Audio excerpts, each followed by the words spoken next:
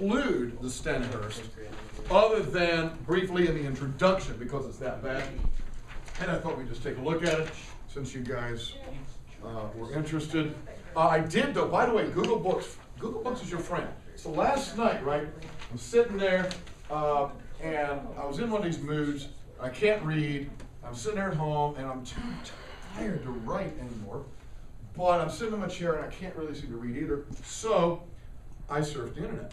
And unlike some people, maybe you surf YouTube or whatever. Cat videos. Cat videos. I went on Google Books and found the complete Stanyhurst for free and downloaded it to my iPad just to say that I've got it. You weren't here yesterday. We spent the entire period having a wonderful discussion, prompted by Rachel. And I gotta say, when I uploaded the video to my big canvas, I gave you credit because I linked it to the video from yesterday, and then I said, you know, we were supposed to talk about whatever lines, but we had this wonderful digression thanks to Rachel's brilliant question. Thank you so much. What was this? We're talking about translation theory and so forth, and I referenced a translation done in the 1500s by Richard Stanyhurst, which everybody said was horrible. And yes, I spent a long time looking for this book, which I didn't have. It was at home. At any rate, so pick it up on the introduction page. Which one? Page 21, XXI. the challenge of rendering into English Virgil's. No. Douglas- One that starts off with Douglas's Douglas's version. version. But I don't want to start off there. Okay.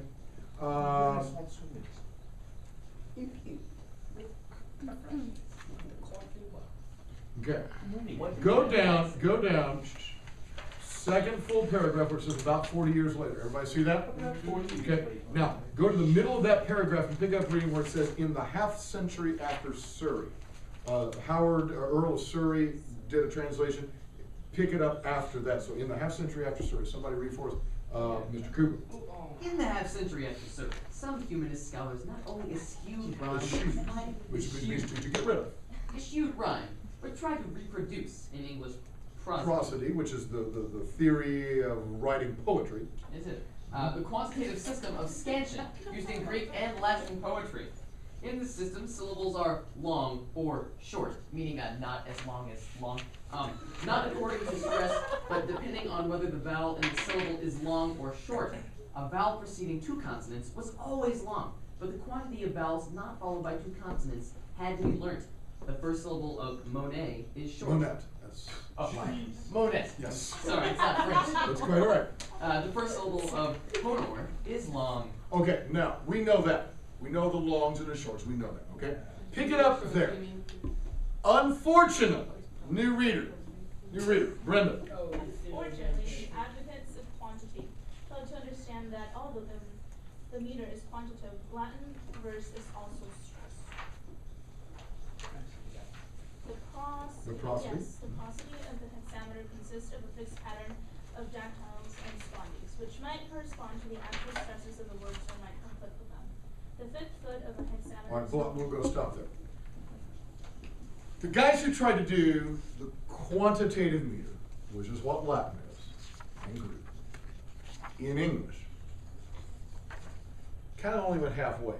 They failed to realize that there is also accent in Latin, right? It's arma, not arma. Okay, there is accent.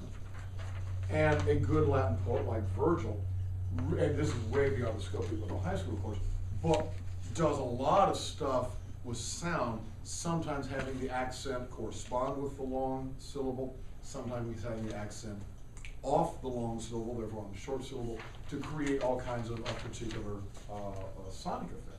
Well, the English guys who were trying to do this did not. They just stuck with this long and short thing, which doesn't work in English at all. So pick it up the next paragraph, the exponents of quantity. Next paragraph there. Somebody please quickly. The exponents of quantity followed the advice of Roger Ascham, who taught the doctrine of literary imitation of classical writers, and of Thomas Durant, who drew up rules for writing English quantitative verse.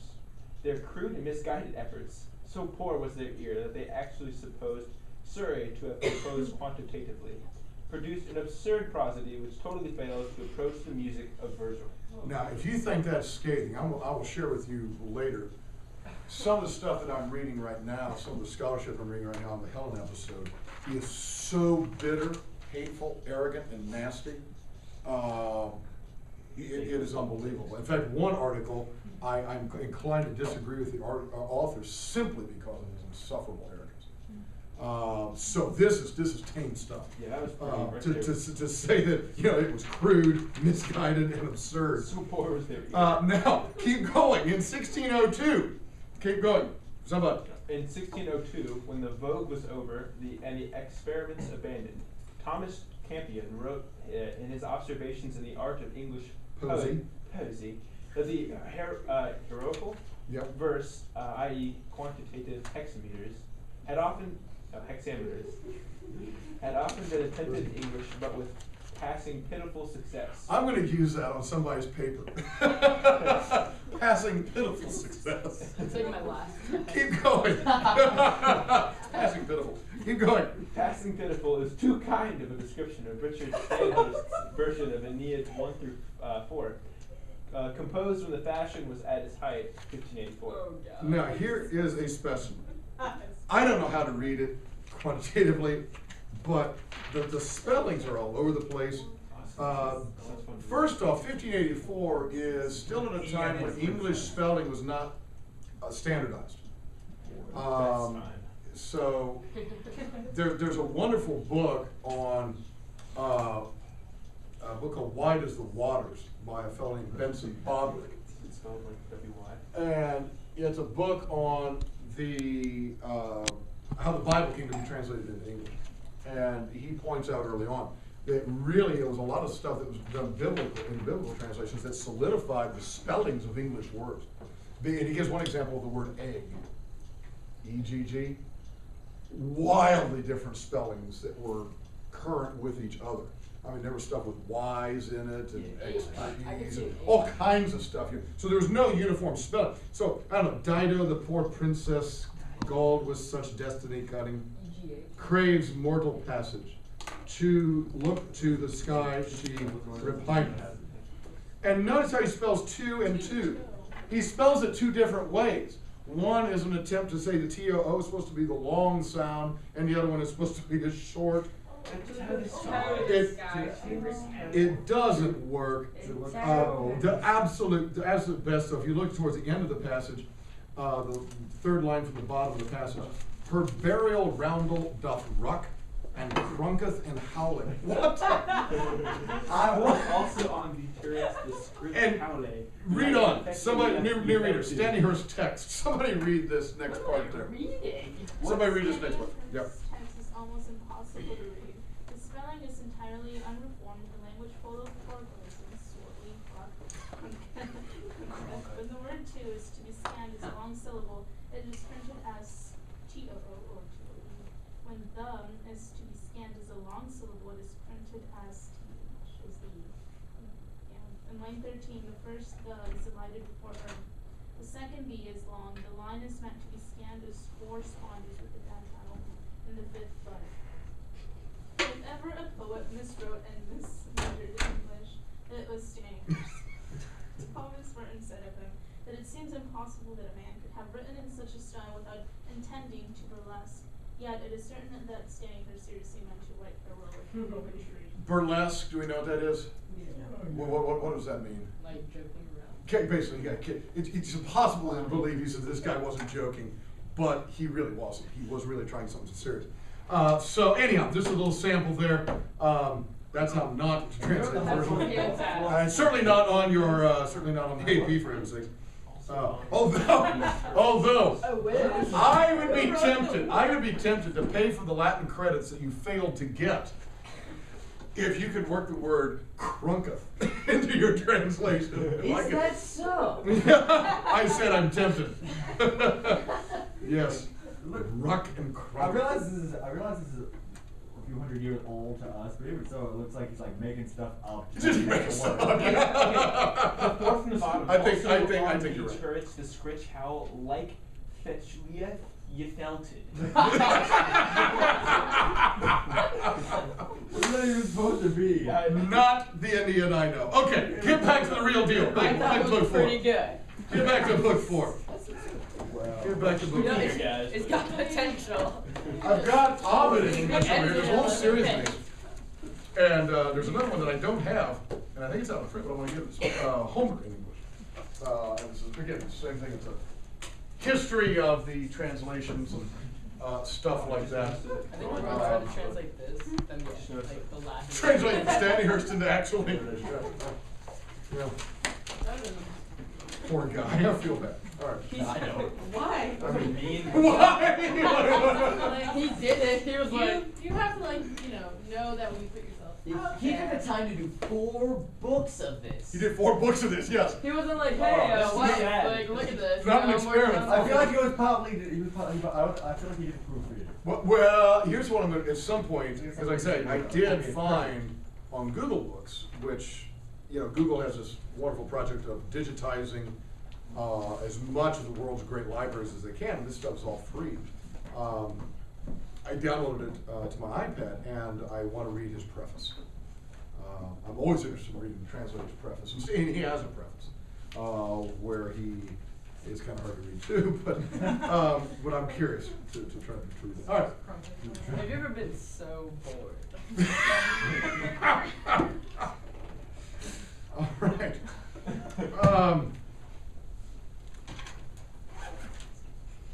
Well, so bored. The question came up one time, and I thought it'd be an amusing thing to do, but I decided this would be just too stupid. Can you imagine translating this into Pig Latin? Oh my god. What's Pig Latin. Wait, Latin. you don't know what Pig Latin is? You take the first letter of the word, stick it on the end, and add the syllable AY. Rishton K. Aberwalsay.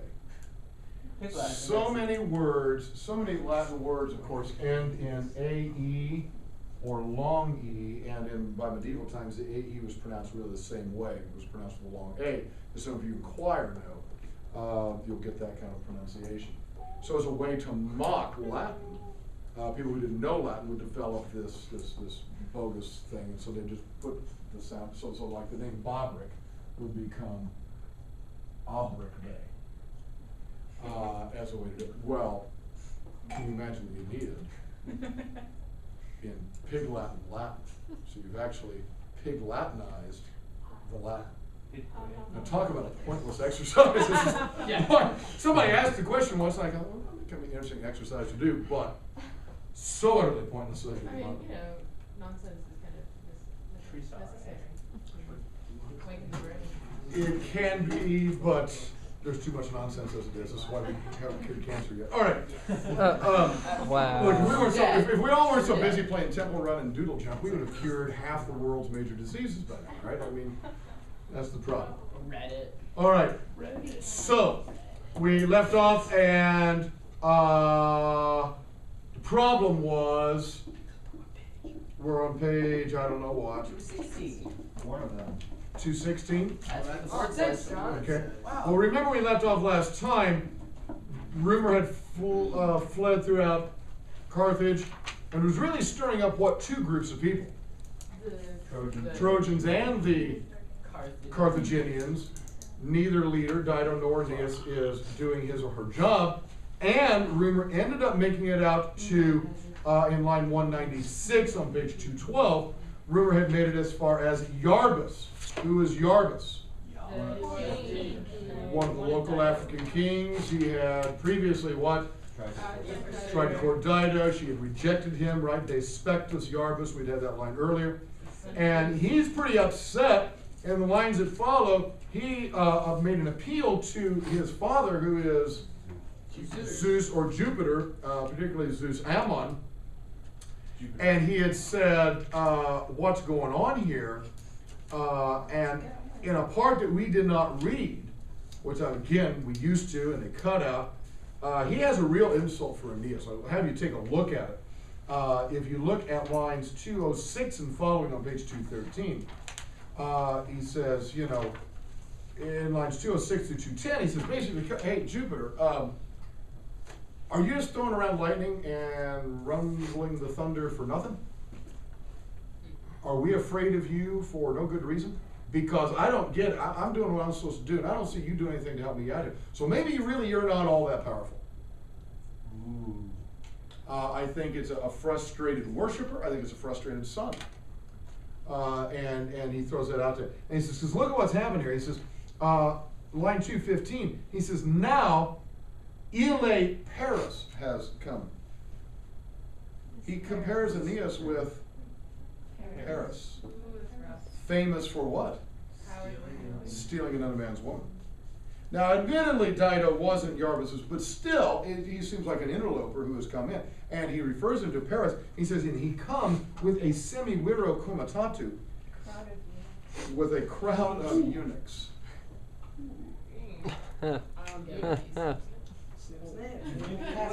He's insulting the manliness of the Trojans. Now, literally, he says he comes with a crowd that is semi-viro. Half man. They're only halfway men. Okay? So he's really slamming their masculinity. So the guy's really upset. Plus, he makes comments about this is we would find it very, very offensive. But the ancients didn't. I mean, anybody you were at war with or bothered by, one of the standard ways to attack them was with their ethnicity. Right? And your own people are always better than the other people. And he hits him from being too far to the east. He says he's got this he's wearing a mitra. He's wearing a turban. Aeneas is wearing a turban. Not true. Not true. But he is just on the edge. He's just on the edge here of the Greco-Roman world. Okay? Oh shoot.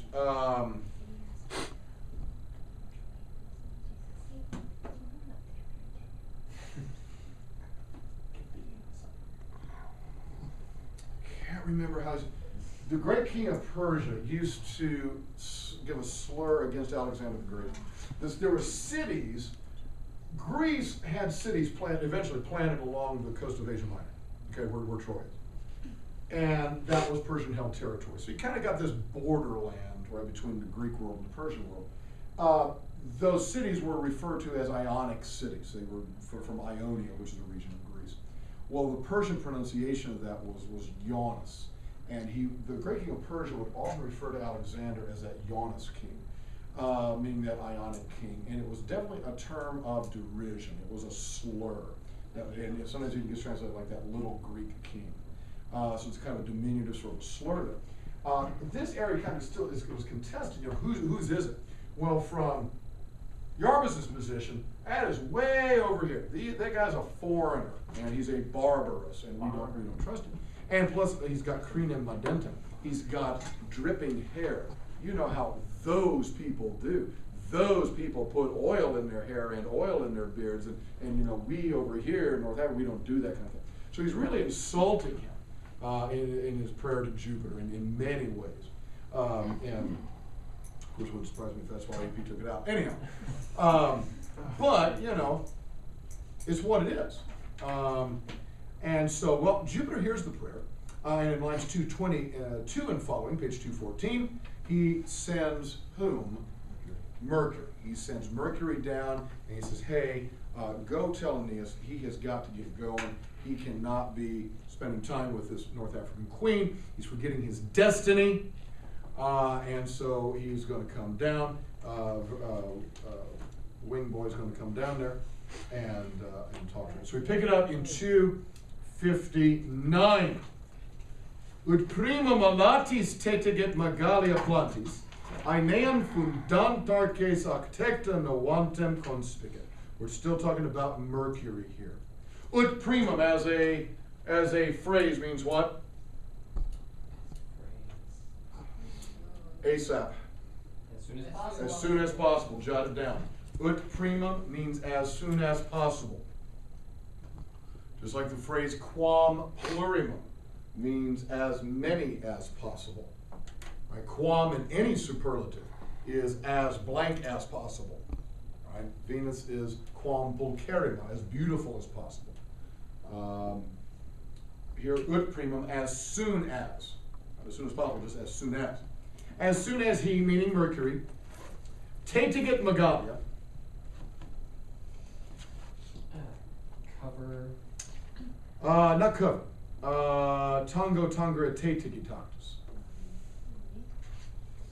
Reached, literally to touch, like tangent. Tangent is the line that touches a circle on one point. As soon as he touched or reached, you might even say lighted upon the Megalia, the huts, alatis plantis, with his alatis plantis, with his winged feet. Right? So as soon as he just kind of flutters down and alights on the top of the buildings there, he conspicit Aeneon. Catches sight of Aeneas.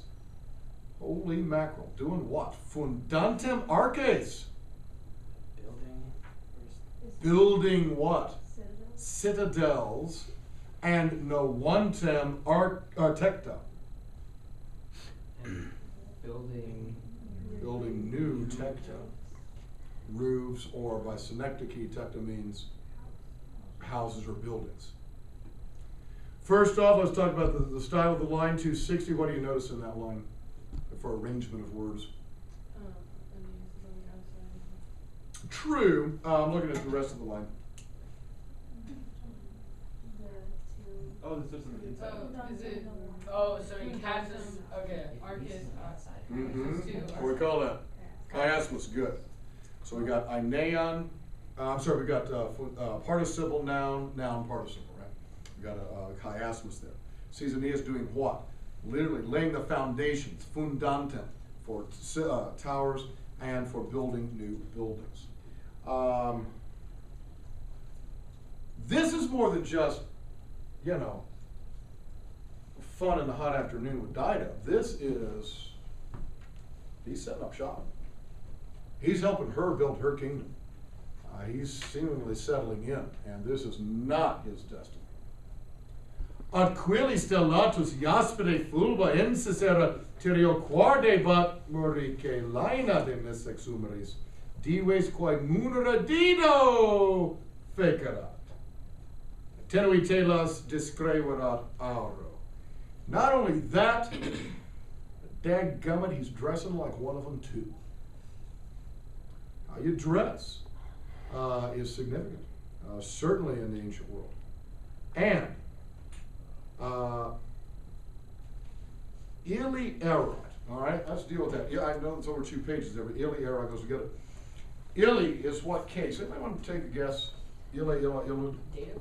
Good. It's a dative. Most people will probably think nominative plural, which it can be. Here it is the dative singular. It goes with the form of sum erat to make a dative of possession. Okay? Dative of possession. So 2 ways you can say this. Habuit ensem. He had a sword. Erat illi ensis. There was a sword for him. Same thing, he had a sword. Okay? So particularly with sum and the dative, you've got your dative of possession. So he had this sword, or there was a sword for him. What kind of sword? A sword that was stellatus jaspide fulva. Starred. It was like it was had full of stars. It had these rhinestones on it or something. Jaspide fulva. Starred with what? Jaspide fulva. Jasper. With tawny jasper. So this kind of this precious stone. Now presumably not obviously the blade itself, but maybe the hilt, maybe the scabbard. He's got this really good looking. What's that? It's just the hilt is it now. He suggests just the hilt. It's only the hilt is there. Okay, there's no way to know. I mean, just an instance, but okay. I mean, we'll take that. That's fine. But he's got this really good looking, obviously not battle worthy kind of a thing like this. This will be a dress sword sort of thing. As indeed, dress gun. well, even people in the military today, right? I mean, the guys in their full dress uniform, including the Marines, will have a dress sword. They're not taking nothing into combat, but it's part of the dress. Something like a dress gun. I want to tell you something. I think that brings an outfit together. Where the guy has a dress weapon to accompany his tux or his suit. I mean, you're not. you know, forget the little flower in the lapel. You know, where's my sash and sword? I mean, that's yeah. Could you talk to the prom committee about that? You know, I could talk. I don't think it would get past the That's lawyers, true. but okay.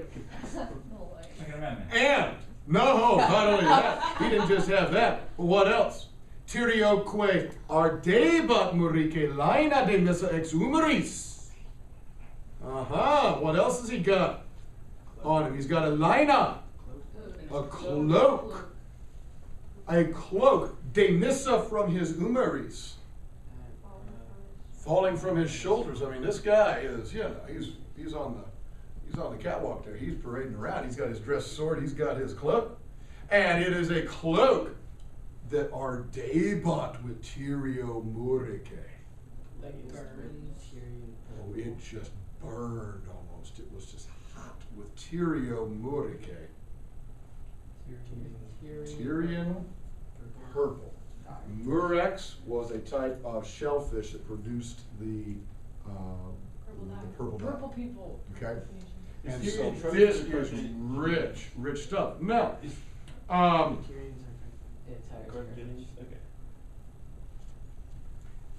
seriously, I want to bring it back to even perhaps some uncomfortable ethnic stuff, all right? So, Pentagon sends a unit to say, you take your pick, Afghanistan, Iraq, some places, okay, go take care of, there's Al-Qaeda, so go take care of these guys, right? Reports come back that the American soldiers have taken to growing their beards out full and long, have taken to wearing turbans, and all of a sudden people go, whoa, wait a minute.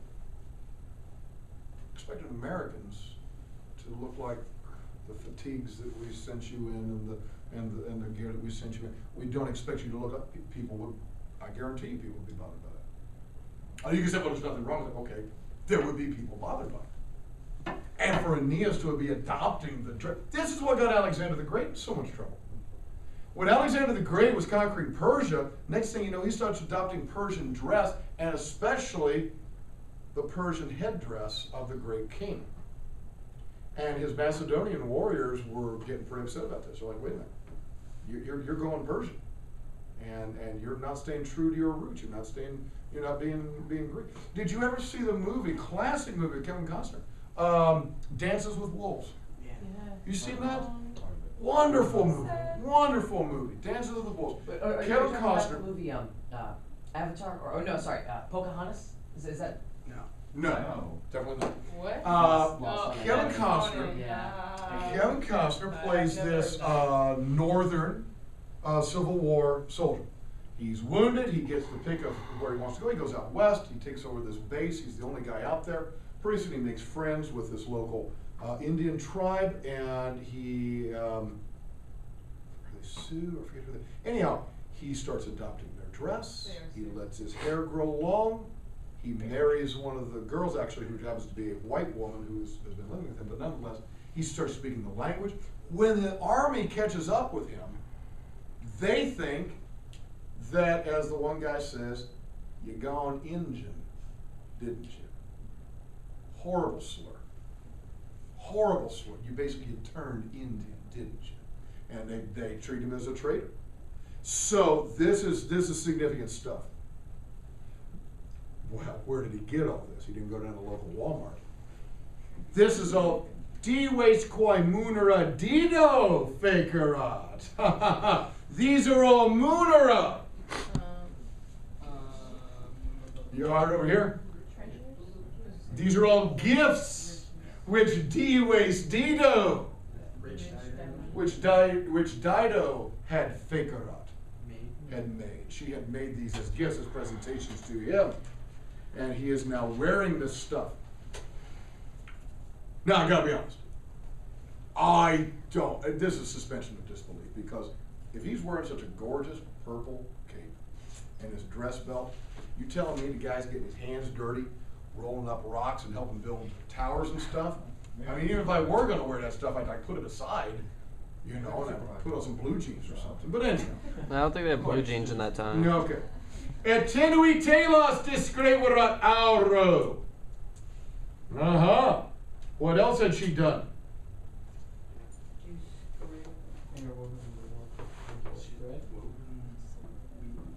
Yeah. Separated and had separated. And had separated telos with tenui auro. Interwoven warp with fine gold thread is what it says at the bottom right here. What? Yeah. Okay. She had separated it. We'll talk about what that means in that. Had separated the telos, the textile. Okay, the cloth we could say, with tenui auro. Golden. With slender gold. Tenuous is slender, aurum is gold. Okay. She had separated the cloth with slender gold. In other words, she put a little gold border on it. All right, so there's purple on one side and purple on the other side of the gold border. All right, that's separated the purple. Now, this word, what does he use there? He uses what does he use? Telos. Is textile, literally stuff that's been woven, and so then I think hence cloth. Well, immediately, Mercury starts to speak to him, and he says, "Tu nunc Carthagines altae fundamenta locas, pulchram quixorius urban extras." This guy is a pretty major deity. This is a pretty harsh thing he says. He says, "Do you," notice the emphasis on "to," "do you, nunc, do you now, locus?" Yeah, it's like ponus. Do you now place, do you now set up the fundamenta altae Carthagines? The foundations Of altae Carthage. Of high Carthage. Are you really? I can't believe I see you doing this. Where's that voice coming from? Mercury. You know, this is pretty big. Are you even now extruous? Building up this pulchrum urbem. Uxorius. Because your wife told you to. This is a huge slam on Aeneas. Uxorius, if we don't see this very often, it's an adverb. It's a Latin adverb. Remember, Latin likes adjectives, seems like better. He says, are you in a wifely kind of way doing this? Right? Are you doing this because your wife told you to? Hey, regni rerum quablite tuarum. Hey, great word. Alas, you having oblite, having forgotten your own regni and your own rerum. For race, your own matters, your own affairs. All right, couple things here. Oblite, coming from the deponent verb obliviscor, oblivisci, oblitus. So what part of speech is oblite? And then I'm going to ask for what form is it? It is not. It is the obliviscor. Is it a participle? It is a participle. Good. Now, since the deponent verb has passive forms that translate how? Actively. It looks like a perfect passive participle, like having been forgotten, but you're going to translate like a perfect active, having forgotten. Okay? Now, notice that it ends with an E. What form is this participle? Imperative. Miniman. That's Right? not- It's What participle. It's okay, but sometimes this form is used with imperative, and I'll tell you, you've seen it a lot. It's what? Vocative. Every time somebody calls him nate dea, it's that vocative form of the participle. You having been born from a goddess. He says, you having forgotten. Right? You forgetful one. Right? You having forgotten. Now, next thing you need to know, you are forgetful of something in the genitive. Okay? Obliviscor governs the genitive case. You're forgetting. And we kind of do that too when we say forgetful of. We hear that there, right? Now, regni is what number, singular or plural? Ooh, that's plural. Or no. It's Singular, forgetful of kingdom. Rerum is what number, singular or plural? That is plural. That is plural. Tuarum is what number? Plural. But it goes with both of them. It's your kingdom and your affairs. Okay? Typically, when you've got a mixed thing like that, the adjective will agree with the closer noun. Okay? It still agrees with regni, but it takes its form from the closer noun. It's by a law of attraction. It's literally attracted to the closer noun there. Can't believe it! You've forgotten your own kingdom and your own affairs, which is supposed to be about. Ipse Deum, Deorum, tibi me chloro demitted Olympo regnator. De regnator ipse.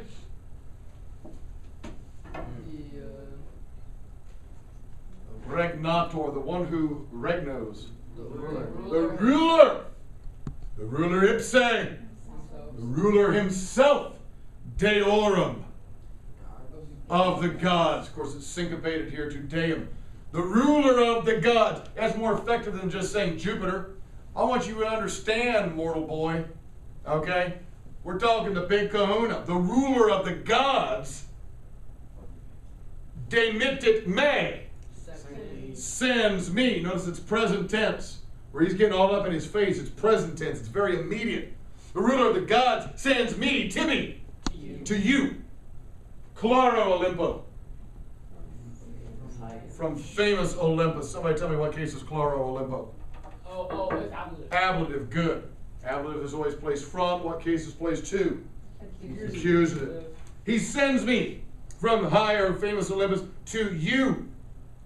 He who Kailumenteras numine torquet. This ain't some punk errand I'm on. This is the guy who torquet. Who turns